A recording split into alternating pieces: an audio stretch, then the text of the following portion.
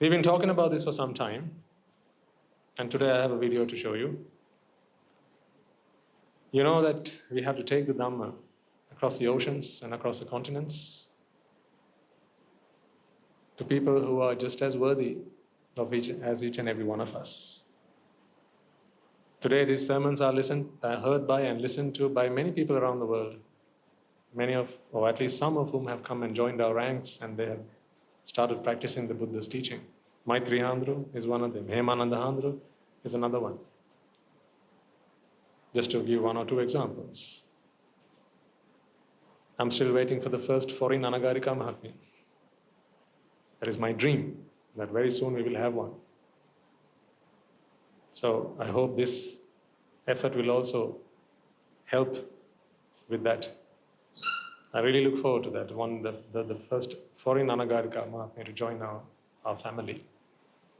Because that will open up a lot of avenues for women.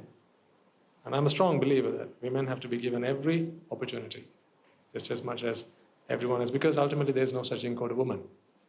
There's just a chitta, consciousness. So every consciousness must be dealt with fairly. And for that, of course, we have to have the skill and talent of using language. It's one thing to be able to understand the Dhamma, but it's another to be able to express it and explain it in a way that makes an impact in the hearts and minds of our fellow human beings. Because if you speak in a language that someone understands, they can understand it. But if you can speak it in their own tongue, they can feel it. And that is what we want to do. We all know that English is an international language. That is not by choice. It is just the way the world is. And so, everyone at our monastery learns English. Everyone. No exceptions. Some Swami Mahanses, they have come from environments where they've never spoken a word of English. Never. And even they are willing to learn. Because they do it, because there'll be people either who will come to us from foreign countries, other countries, and we have to help them feel like this is home for them, at least at the beginning. And some others will travel the world, taking the truth to them. But for that, we need an immersive environment. I know that the level of English that I have been able to acquire today, I was able to because of the immersive environment that I had. But for many, that is not true. And we have to create that immersive environment. And that is where we thought we should come up with this project. And we call it Little Britain. Britain because English, but that's not to say that Britain is the only country where English is spoken. English is spoken in many other parts of the world, and many countries, in many countries like Australia, Canada, the USA, English is the main language. But English is also strongly associated with Britain, and that just happened to be the name that we picked. Little because we want to create a little bit of Britain at our monastery where we can give people that immersive environment. Not just the language, but also introduce them to the culture. That's not to say our Anagarika Mahatmyas and Swaminandas, you will see them sunbathing, because that's part of the culture. That's not that. We have to understand the culture. So we can talk to them and relate to them, right? If you don't understand someone's culture, how can you relate to them? You have to understand how they think. And for that, that cultural exposure is important. So that's what we are doing with this project. And so when I one day introduced that I had a plan and a dream to do something like that with you all, I remember you were very happy about the idea and you wanted to all to be part of that. So then I realized that it could become more than just a dream and we could make it a reality. So we had discussions at the monastery with our Sangha Council and with Guru Handru's blessings. We put together a little project. And today we have what it might look like once it's done. So I have a video to show you of what Little Britain will look like once the project is done. So this is an artist's impression of what that building is going to be. Every nook and corner of this building will be occupied by people. Monks, anagarikas, our children, noble Hartians, as well as visitors, both local and from abroad, who will come to learn the Dhamma, as well as immerse themselves in this environment so that they can equip themselves with linguistic skills and cultural awareness so that we can take the Buddha's teaching far and wide. You will find yourselves walking up and down the alleyways once the thing is done. So I want you to, first of all, in your hearts and minds, be part of this. And that doesn't require you to spend a penny. Your blessings itself will help us take this project a long way. Because a mind can do a lot more than pennies can. Your blessings is going to be a strong part of our mission. Be part of this. Even if you don't spend a penny, that's perfectly fine, ladies and gentlemen. I want you to be part of this. Want this to be a success. That's what I want you. I want you to want this to be a success. For that, how much do you have to spend? How much do you have to spend for that? Nothing. I want you to want this project to be a success. That's all. So be part of this. In heart and mind, be part of this. In part of your soul, be part of this. There will be those among you who can do a little. But that little is relative. For you, that little may be a lot. Do that. That's enough. To the beggar under the bridge, 5 rupees, 10 rupees might be a lot. Maybe that is his daily income. That's a lot for him. It's not the amount that matters. It's your commitment. It's your devotion to a cause. That's what I want from you. Because remember, I'm not here for what you have. I'm here for you, not for what you have. Because if you can commit yourself, heart and mind and soul to this project, and if you pray and wish and dream and fantasize about the success of this project, ladies and gentlemen, what you are devoting yourself is for the cause of Nibbana. Not just for one individual, but for the whole world. We have a big part to play as Sri Lankans. As people who live on this very blessed land, who have been blessed with the Dhamma, we have a big part to play. We might be a very small island. We might be a very small island in this whole world, but so is the heart. It's a very small organ in comparison to the rest of the body. But the body won't survive without it. Just like that.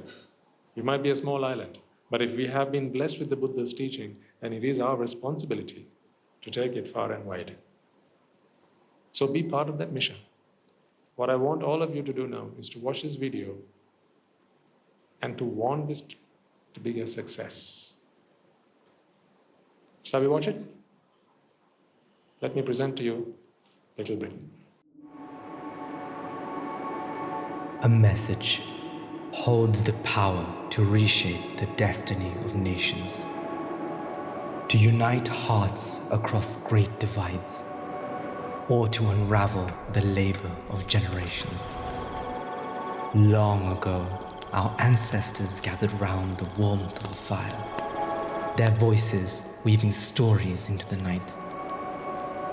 From those humble sparks was born one of the rarest wonders in this universe: language. Fast forward nearly 200,000 years, and humanity speaks in over 7,000 tongues. Among them, one has risen to span continents and cultures, a language that has become the heartbeat of global connection: English.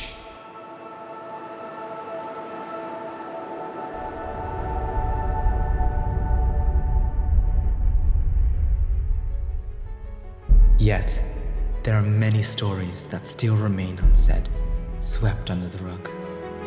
We are living in an era where mental well-being has plummeted to new lows, and millions worldwide are desperate for sustainable solutions.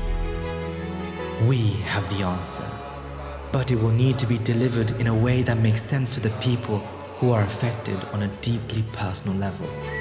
Introducing Little Britain, a new initiative by Jethavanarama Buddhist Monastery to make Buddhist teachings more accessible to the 1.5 billion English speakers around the globe, offering them the unique opportunity to experience the wisdom and tranquility within.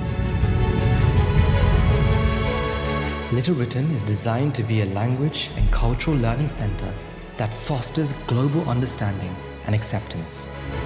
It will provide a dedicated living and learning space for culture and linguistic immersion, undeniably the most effective way to acquire language and cultural maturity. Bridging Sri Lanka with the rest of the world, Little Britain will be a warm, welcoming space where all English speakers can easily explore Buddhist teachings in Sri Lanka. But it doesn't stop there. Little Britain offers comprehensive education on world religions, philosophies, and diverse cultures, fostering a deep understanding of global contexts, a profound appreciation for social diversity. We will provide language education for all levels of English, along with several other European languages such as Spanish, French, German, and Italian, among others. The truth is priceless, and we believe that access to it should never be limited by person's means. In that spirit, the basic requisites such as education, accommodation, food, and healthcare will be completely free for resident students, teachers, and visitors. Our purpose-built facilities will include a sermon hall, outdoor meditation spaces, an extensive library offering a wide range of literary works in multiple languages, a functional multimedia studio, and a post-production facility for recording lectures and creating online content. Classrooms will be equipped with modern interactive teaching aids, and furnished dormitories will ensure a safe and hygienic space for rest and recovery. Little Britain is a significant step towards our mission of healing hearts and mending minds. We invite you to be part of this sacred mission.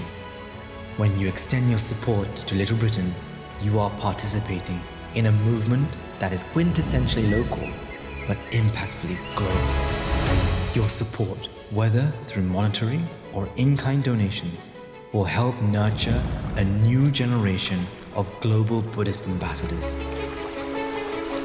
This is our purpose. Join us in building a more compassionate world for all. Extend your hand, lend your heart. Let us make a difference in the world that we all share, together as one. What you saw in front of you, ladies and gentlemen, is not a building.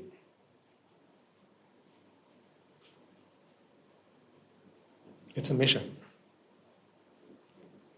These are the seeds that will grow into saplings, that will grow into great trees, and that will start to give shelter and hope and freedom and liberation to many people around the world.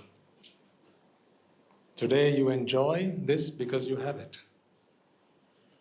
You enjoy this because you can understand this language. We are a very small team. The Dhamma is yet to reach the masses, the multitude. If we have it, then whose task is it to take it to them? See, they don't know what they don't have, right? Those who don't know what they have, what they don't have.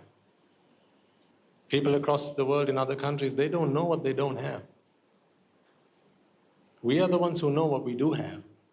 So then it becomes undeniably our responsibility to take it to those who don't have it yet. Perhaps not everyone will take it, but that's okay.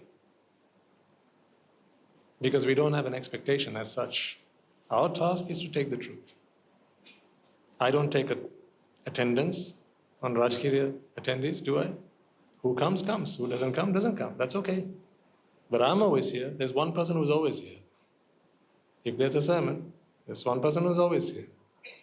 That's a Swaminansa, because he's here without expectation. Only to give. It doesn't matter whether you take it or not. But it matters to you that you take it.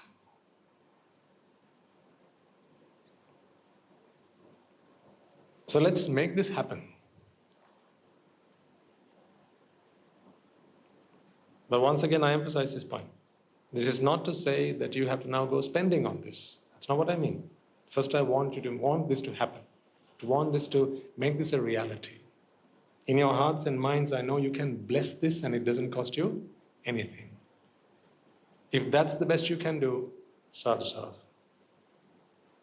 So be it. There will be your friends perhaps, colleagues, maybe the company you work for. They like to invest in these kind of projects. Perhaps they have CSR projects that they get involved in. This is not religious. This is about taking the truth. But if you introduce them to us, we can talk to them. But they'll take your word because you work for them. They trust you, but they may not trust us initially until they have heard what we are trying to do and our message. Perhaps that's how you can support. Maybe there are members of your family who perhaps have spare cash. Maybe people who like to support these initiatives, perhaps for education, because education is something that people around the world, they care about. And this project is mainly going to be around education. So if there are those like that, perhaps your role is simply to introduce them to us. That's what I mean. It's not just about what's in your bank account and what's in your pocket. Don't think about this project in those very limited, restrictive terms. Think broader than that. Think about how we can get people involved in this. Because remember, in giving, people get. The other day, someone came and asked me, Swaminathan, he's a Srila Shravaka at our monastery. He came and asked me, Swaminathan, sir, you have this new Dhamma hall that's being constructed, right? I said, yes. How long is it going to take, he asked me. I said, it might take around the next 3 or 4 years. Then he asked, Swaminathan, I would like to contribute towards this project. He said, I would like to buy the Buddha Pilima Vahanse to this project. I said, sir, that's a very noble thought, right? You have I rejoice in that, but you're already in this asana, aren't you? You have already found refuge in the Buddha. So, how about, let's try and find other people who could also support something like that, and maybe that will be the first offering they ever make to the Sambuddha Sasana. If we can't find anyone, of course you're there. But you're already there. You're already invested in the Buddha Sasana. So let's go and find someone you may know, maybe the company you work at. Perhaps they might be happy to support something like this. If so, let's get them on board. Because they may never have heard the Buddha Dhamma. Maybe they have never offered anything to the Buddha Sasana. And if you haven't offered, you don't get anything back. Because what you give is what you get. So let's create some avenues, let's create some opportunities for other people to get involved in this. That you can do without costing anything. So what you already have, ladies and gentlemen, I know is already available to the Sambuddha Sasana, which is great, right? But what I want you to now start thinking is, how can I get other people involved? Because there are billions of people who will benefit from this. Let's get as many people as possible involved in this project so that they can all get some merits out of this and embark on a journey to their own salvation. I know that what I enjoy today was not some small, meager, menial little task that I did for the Sambuddha Sasana. It was a sansara's worth of sacrifice and commitment and devotion that has today earned me the right to wear this and bear these robes. That started somewhere. Someone held my hand and took me to a monastery, to a temple, and I was not prepared to cook food or spend any money on it. But someone took me to the monastery and said, here's already cooked food, why don't you offer to the Swaminathan? And that didn't cost me anything, and I was happy to do that. That's where I started, and here's where I am today. That's what I mean. You are all ambassadors for the Sasana. So spread the word. Get people on board. People you know, people who like to support these kind of initiatives. What's with you is already with the Sasana. Let's leave it there. If there's no one willing to come forward to support this, then we can all chip in. Do you understand what I'm saying? So it's not about trying to get your money on this project. It's not that. Because you have more than that. You are a human being, you are a person, you know people, and people trust you. That is what I ask you to invest in this. So here's next steps then. If you want to be part of this, and I can't see why anyone wouldn't want to be part of it, because like I said, it's not about what you can afford. If you want to be part of this, and you're not already on the WhatsApp group that we have for this Dhamma talk, please get yourselves on it. If you're already in the WhatsApp group, there would have been a message there with a link to a Google form on which you can register to be part of this project. Because this is all voluntary. If you don't want to hear any more about this, then we won't spam you. It shouldn't be like that. This is the sasana, ladies and gentlemen. If you don't want to be part of it, then no one should have to force you to be part of it. This is not a right, it's a privilege that we have to be part of this. But in that group will be a link through which you can register. For new attendees, I don't know whether they can go back and check previous messages. Okay, so the link will be posted again, right? So you can register, and it will open up a Google form on which you can put down your details to express your interest to be part of the Little Britain project. Once you've done that, more information about this project will be sent to you. Why? Because you have requested it. So if at any point you feel you don't want to hear any more about this, what do you have to do? Opt out. That's it. Simple as that. So I hate to use this word, but I will use it because it makes sense to you. There's no hard sell here. Yach. Forgive me for using that word in the same context as the Sambuddha Sasana. Forgive me. There's nothing like that going on here. You know that none of it is for me. You know that none of it is for any of us individually. It is for the mission of the Sasana. So consider this a privilege. If you don't feel that this is a privilege, first of all, listen to the Dhamma. Don't jump in straight away. Don't be part of this if you don't feel that this is a privilege and opportunity to get involved. First, listen to the Dhamma. Listen to these sermons.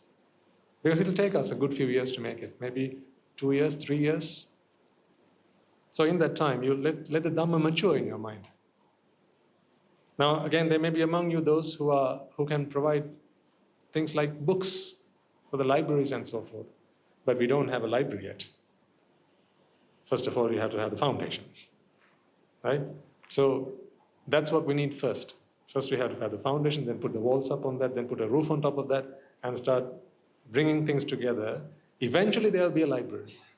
And eventually, in that library, there will be people who will want to read, and for their consumption, we will need books. But that's yet to come. So we've phased this out into various different stages, and all that detail will be provided to you if you choose to find out more about it. So it's all broken down very neatly and very properly done. And for those who are listening to this online, this part of this sermon will also be cut and posted separately with a separate video. And then there you can find a link to register.